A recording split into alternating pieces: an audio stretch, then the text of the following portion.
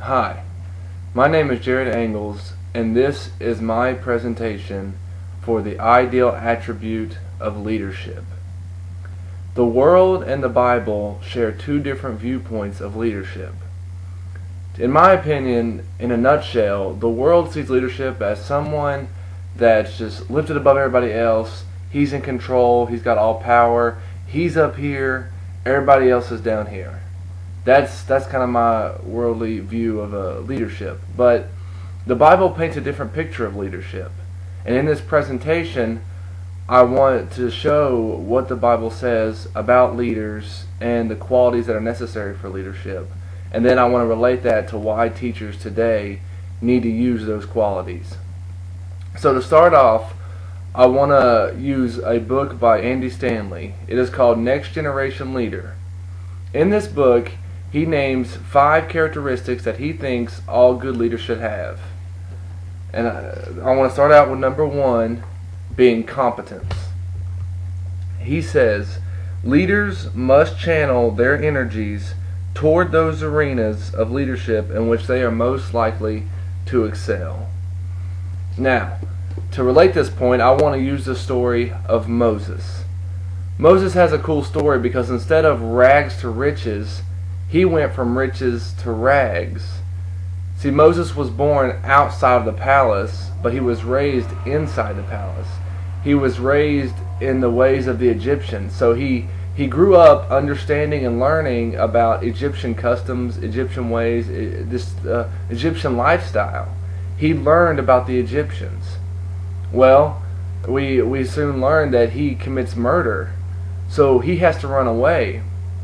When he runs away, he finds shelter in the house of Jethro, and Jethro makes him work, and his job becomes leading sheep through a wilderness.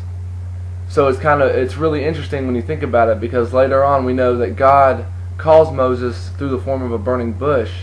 But here's how Moses shows his competence, because to requote Andy Stanley, he says, leaders must channel their energies toward those arenas of leadership in which they are most likely to excel.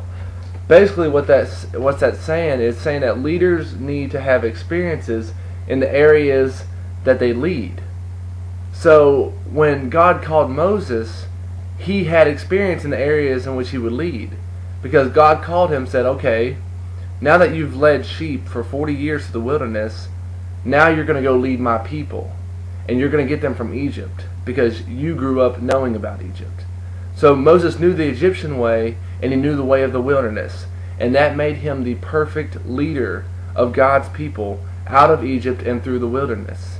It's amazing how God works like that. So Moses indeed shows us what competence is. The second point that Andy Stanley brings out is courage. He says, the leader of an enterprise isn't always the smartest or most creative person on the team.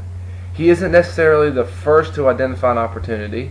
The leader is the one who has the courage to initiate, to set things in motion, and to move ahead. I want to go back to the Bible again to show an example of this, and that example is Josiah. We find Josiah's story in 2 Kings chapter 22.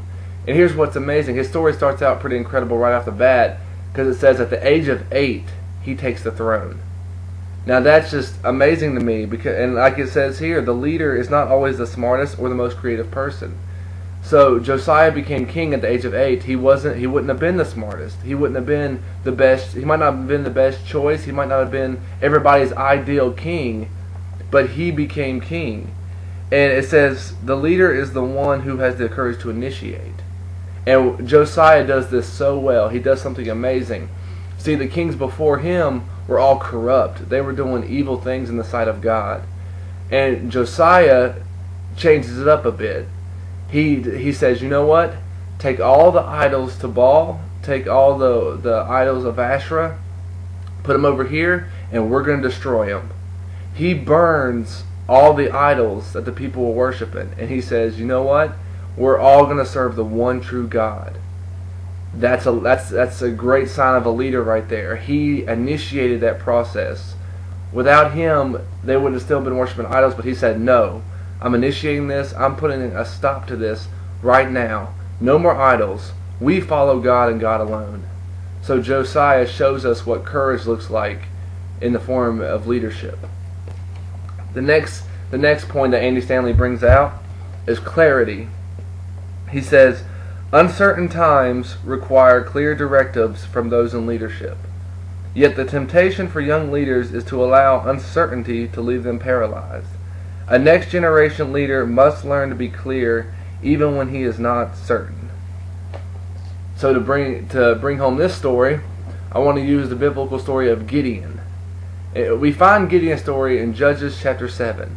Gideon's just in the field minding his own business, and then an angel shows up and says, stand up, you mighty men of valor.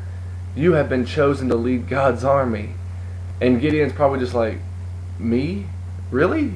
No, I'm not so sure. And it's amazing how Gideon searches for clarity, because he gets God to do several things to prove that he truly is called.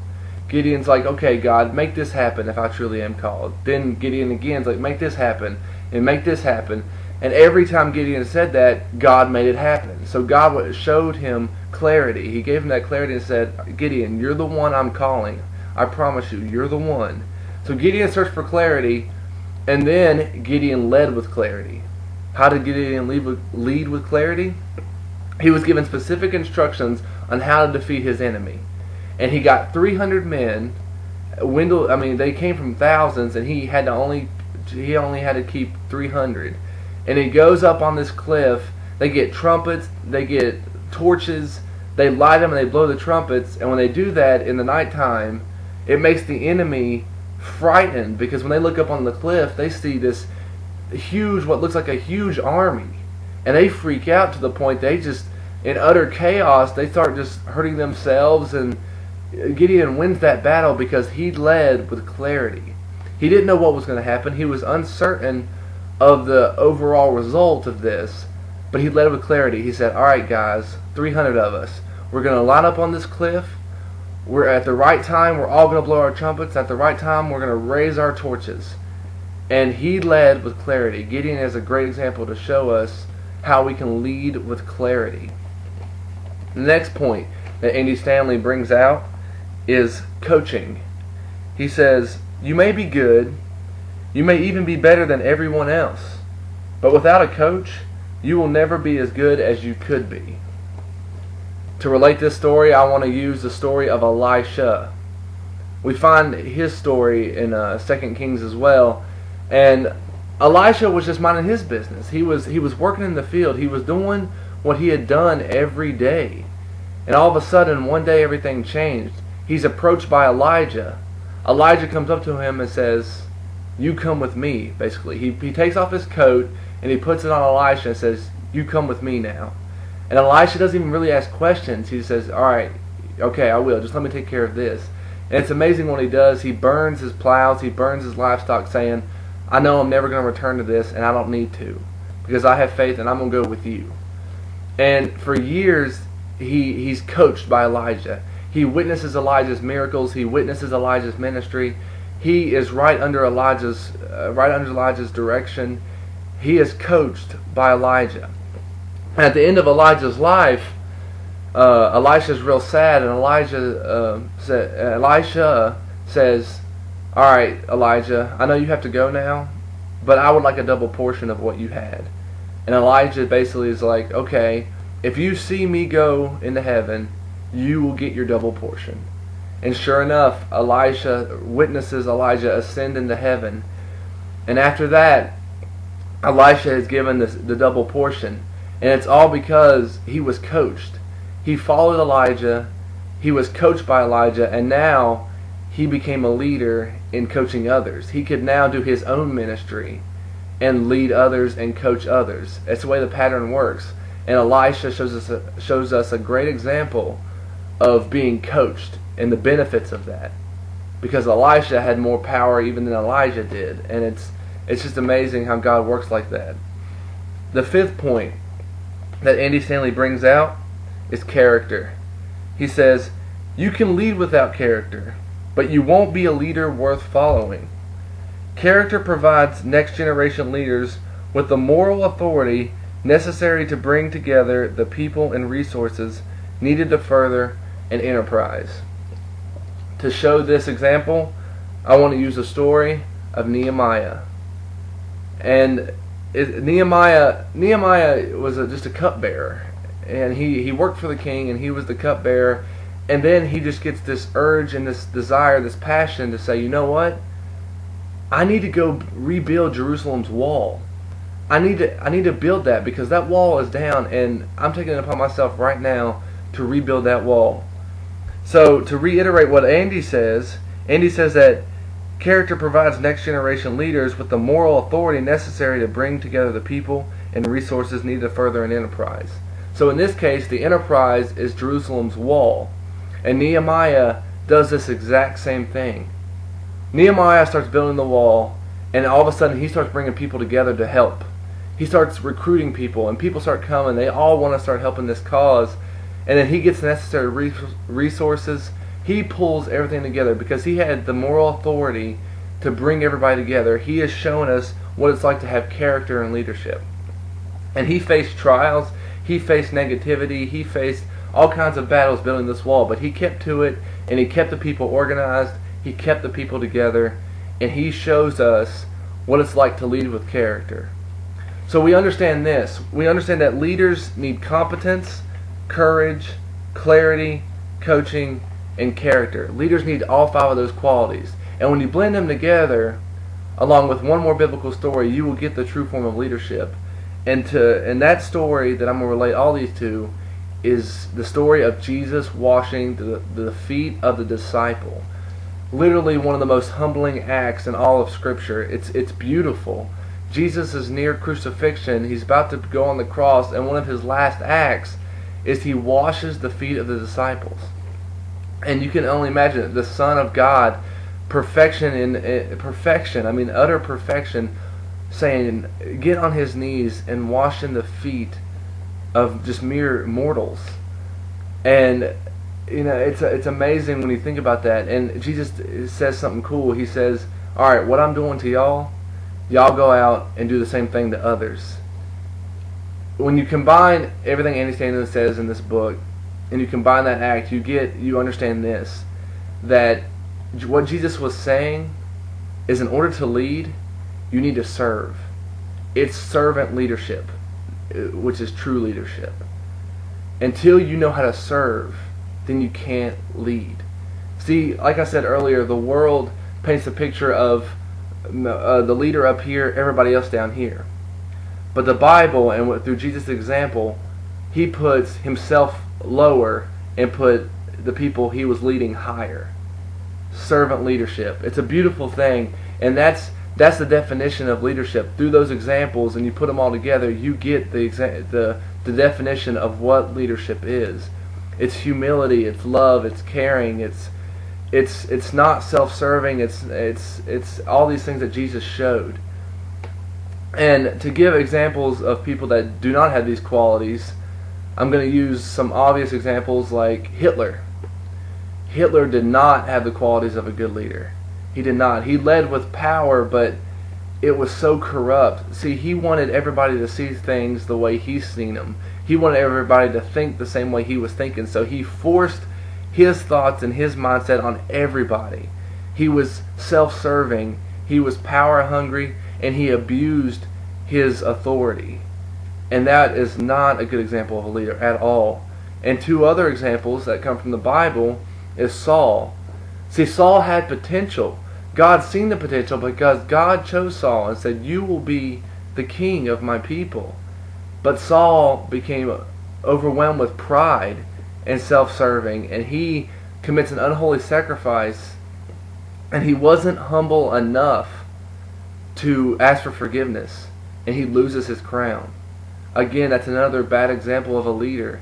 That's not true leadership. It shouldn't be that, it's not self-serving, it's not prideful, it's not those things. And then one more is Ahab.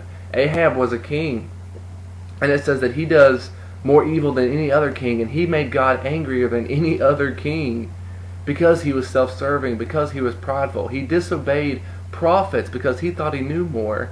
He takes Naboth's vineyard because he thought he was owed something. I mean, whatever he wanted, he just took it. He got Naboth killed because all he wanted the vineyard. He was self-serving. He shows that is not the way to lead. That's not the way Jesus wants us to lead. So, now that I've defined the attribute, I've illustrated the attribute, I've given examples of people that show the attribute, and I've given examples of people that did not show the right attributes. I want to explain why teachers need these, why teachers need to use the qualities of leadership. The Bible actually says that teachers will be judged more harshly for their acts, because as teachers, God has put us on invisible pedestals, because He's looking to us to teach His people. So we are held to a very high standard. And the only one that can meet His own standard is Jesus Himself. So, as teachers, and trusting in the gifts that God has given us, we are to put on Christ every day. Put on His righteousness, put on His qualities, because through His examples and through His word and His deed, and by His characteristics, He shows what it means to be a true leader. He used other examples throughout the Bible, but then He summed it all up with the act of washing His disciples' feet. He says, if you really want to lead, then you will serve. You will be a servant to all men. If you're a servant, then you can lead. Jesus shows us this, and teachers need to realize this fact, that Jesus could have easily established His kingdom wherever, whenever. He could have got angels to come down and say, everyone bow to me now. But Jesus didn't do that. You don't see Jesus doing that. You see Jesus on His knees washing the feet of His disciples. And He's saying, what I've done to you, you go and do to others. We are mandated by God as teachers to do that for others, to serve others. See, in the book of John, Jesus says, all these works I have done, but greater works you shall do. What He's saying is, okay, I have taught you. I have taught you what to do. Now I expect you to surpass me and teach others. So that's what teachers should do. Teachers need to be able to teach to the point that they can lift others above even their own potential. As teachers, we are supposed to reach down and pull out the potential of others. And we do that through servanthood. We do that through the qualities that Andy Stanley listed. Teachers, it is imperative that we use these qualities, because if we teach without the help of Christ Himself, then our words fall upon deaf ears, and we are not using our gift to the fullest. We are mandated by God to use the gifts He has given us, and to use the qualities and the characteristics that He has shown by His own example. If we use those, then we become true teachers and we become true leaders. We lead by serving. Thank you for listening to my presentation.